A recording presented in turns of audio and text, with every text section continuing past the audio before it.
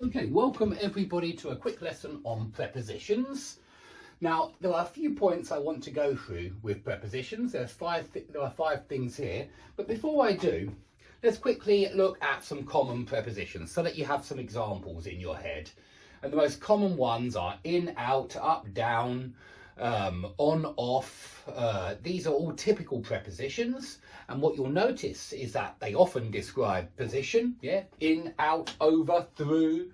These are all, positional. They don't have to be though, because look, despite, it doesn't do anything for position, does it? Despite or according to. These are actually prepositions as well, but I consider them two-word prepositions, and that should not be as strange as it may seem, because subordinating conjunctions, for example, you have words like as if, which is a double, a compound subordinating conjunction.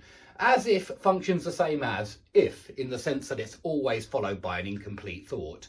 But I just consider it a two-word subordinating conjunction. Well, there are many two-word prepositions as well. Okay, and I want you to be aware of that. I think that's very important, and it will help you analyse different sentences if you take into account that some prepositions are two words and some conjunctions are two words as well, especially subordinating conjunctions, not really fanboys, but and correlative conjunctions, they must be, but in two different parts of the sentence. Whereas as if, as though, they're always together, aren't they? As and if and as and though. And so I consider them a two-word conjunction. Well, we have two-word prepositions as well.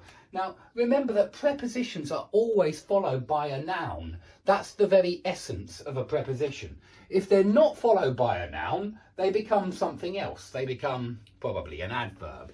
But have a look at this. When you say in, you're always going to have something like in the garden, or in the beginning, or in the end. Let's use in the garden.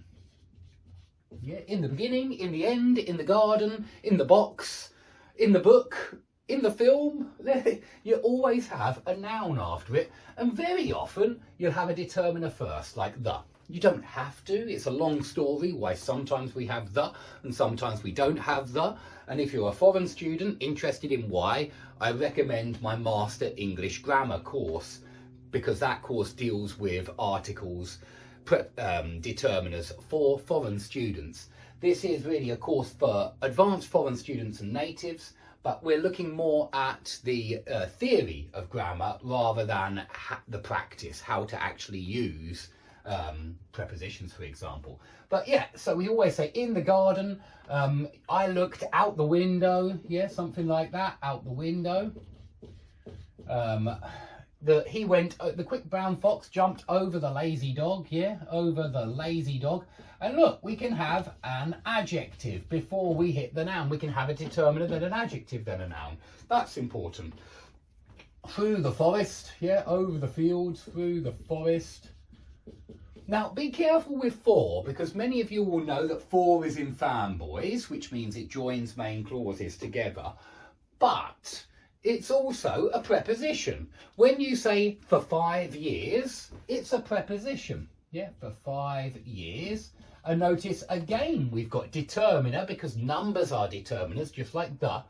For 5 years, numbers are determiners. That's quantifying the noun. So we've got preposition, determiner, noun again. So if you see for plus a noun, it's a preposition. If you say something like this, I did it for my wife. Maybe I posted a letter for my wife.